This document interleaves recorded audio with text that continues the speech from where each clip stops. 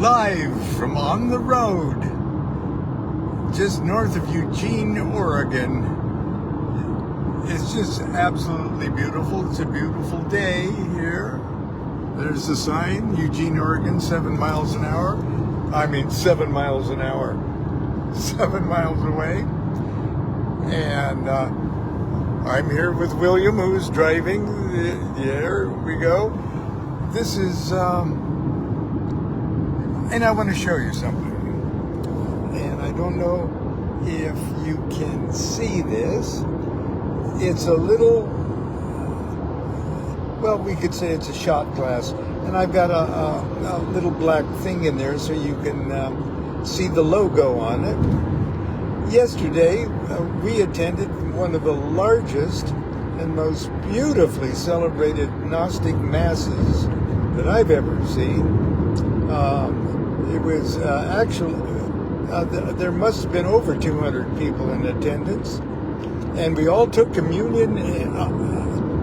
I don't know how they did it, but we all did it so fast and so smoothly, and it didn't break our mystical trance. But there's the logo of the Noticon on it, Noticon 15, and we each got to keep our commemorative glass there. So William and I are still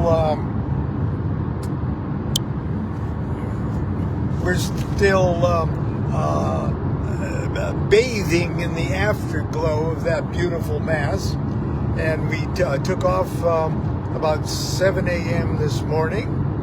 And here I want to show you something else. Let's see if you can see it. It's a pen, okay, and it says launch, because I spoke at lunch yesterday, because everybody was all in the same room, and it's hard to see. Well, when I get home, I'll show you these souvenirs. But there's a little logo of me in my, my white suit sitting in and it says, I don't know if you can read it. It says, Feast celebrating 50 years in the OTO on the thing. And I got a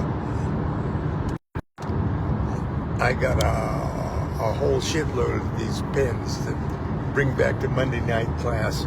Anyway, we are on the road, and if you tuned in a couple of days ago, here, I look like a celebrity.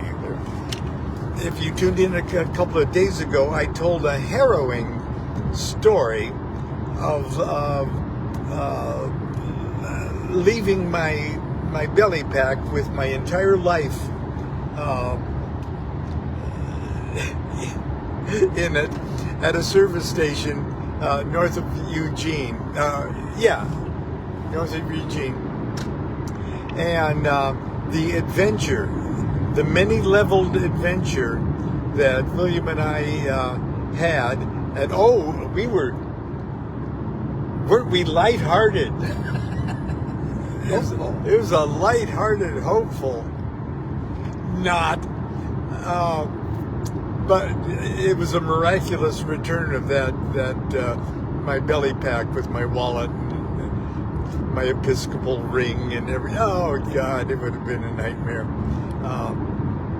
Anyway, we're going through a part of Oregon, and maybe I would turn the camera around so you can just see even the side of the road is so beautiful. This is one of the most beautiful parts of the entire world, and we're heading into even more beauty as we enter into Northern California in the Mount Shasta area.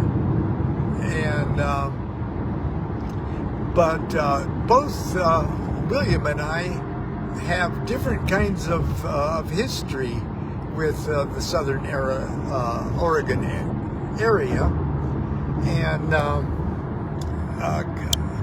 you can read about when Constance and I lived briefly in Tequilma, which is sort of near Grants Pass, which is near Cave Junction, which is south of Eugene. And I write about the adventures that's in My Life with the Spirits. The chapter that I call Samadhi on Waldo Road happened in Southern Oregon. And the people we moved up here with appeared on the cover of Life magazine, who did a wonderful pictorial spread of communal life in hippiedom. And you can see it on the cover of, I think it's Life or Look magazine, and it's also appears in Time Life magazine. Life in the 60s. That's the people that we lived with in Southern California and moved up to Oregon with.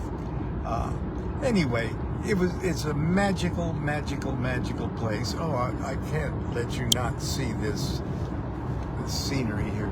It's a wonderful magical thing, and many mystical experiences. This is where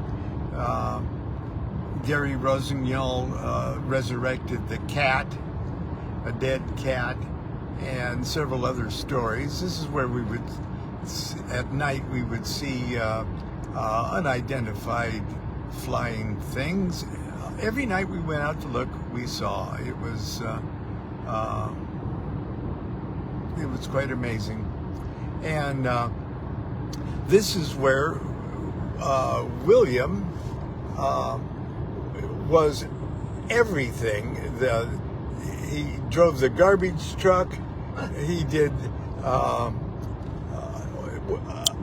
well at the famous or infamous, if you will, Osho Rajneesh commune area, up in this area too, and he was involved in that in a very